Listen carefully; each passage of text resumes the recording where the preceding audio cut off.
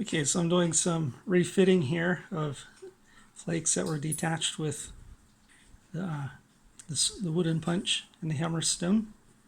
So this fragment goes to, I believe, this piece here, but where the edge was reworked, it's no longer, won't fit directly on there. It's okay. So I'll try to angle this a bit. Okay, so I'll take this one off first, this flake. Okay, the stone's raw. This was a This was a hammerstone made preform.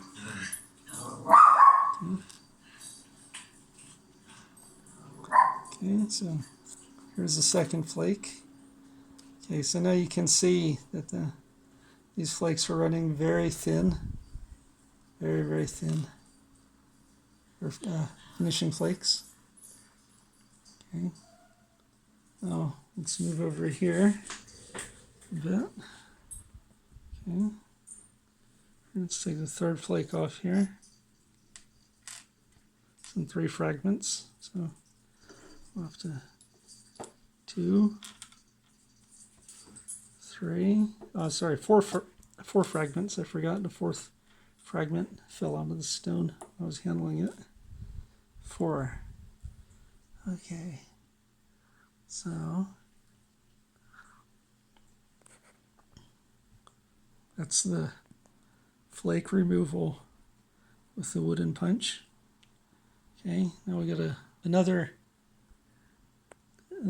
piece where actually I have the end and the beginning both are missing, the tip and the base, so it's a partial flake. Okay. So the stone is raw. These are 4 removals. So I'm going to rotate here and try to get a profile of the stone in the light a little better.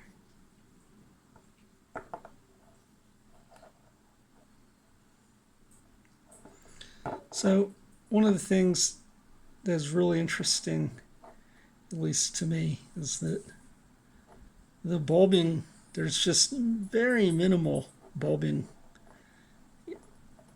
in these initiations with regard to, in proportion to the length of these flakes that were removed. So I attribute that to the propensity of wood to compress during impact, and I believe that compression, the longer compression time that one has, the more the percussive shock is changed into pressure, or we could say maybe a pressure-like force. So obviously the longest runs from here to over there, and we can look more closely, I think. Okay, so here we can see that the platform remnant is just like almost a pinpoint. It's very small. And let's see over here.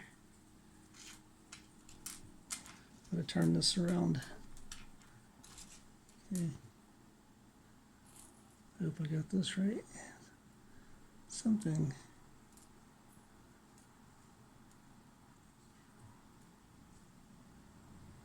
So now if I have my measuring tape, which I don't see.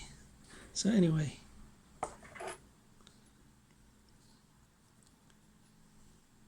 another thing you'll notice here is that because these flakes are very fine, or very thin, these finishing flakes, they're, I believe, more prone to rippling as they thin out. Okay, so let's look at the edge here. This was, as I mentioned before, a hammerstone made preform. So that's the edge. So on the back side, we'll see a more typical hammerstone percussion. So this is more typical of hammerstone percussion. And the edges are relatively thin. And then this is these 4 flakes from left to right, right to left. Those are the 4 punch finishing flakes that were removed with this method that's an interpretation of Cushing, 1895, when he gave his speech to it was the Society for the Advancement of Science, I think in Springfield. So anyway,